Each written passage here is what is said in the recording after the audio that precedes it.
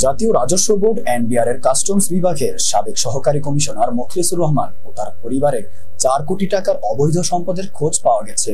শুধু খোঁজ পাওয়া নয়, তথ্য প্রমাণ মেলায় তা গড়িয়েছে আদালত পর্যন্ত।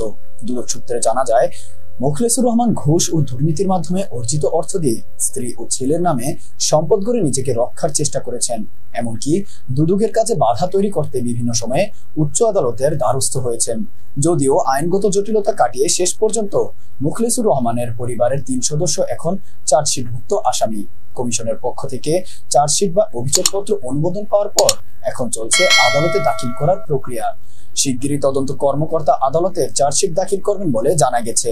এ বিষয়ে তদন্ত কর্মকর্তা আলমগীর হোসেনের কাছে জানতে চাইলে তিনি দুদকের জনসংযোগ দপ্তরে যোগাযোগ করার পরামর্শ দেন।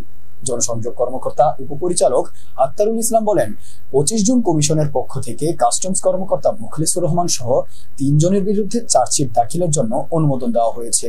2021 সালের 2রা নভেম্বর দুদকের ময়মনসিংহ জেলা কার্যালয়ে তাদের বিরুদ্ধে মামলা দায়ের করা হয়েছিল। প্রসঙ্গত, বর্তমানে এনবিআর এর কাস্টমস বিভাগের সদস্য আলোচিত মতিউর রহমান ও কর বিভাগের প্রথম সচিব কাজী আবু মাহমুদ ফয়সালের বিরুদ্ধে অনুসন্ধান চলমান রয়েছে।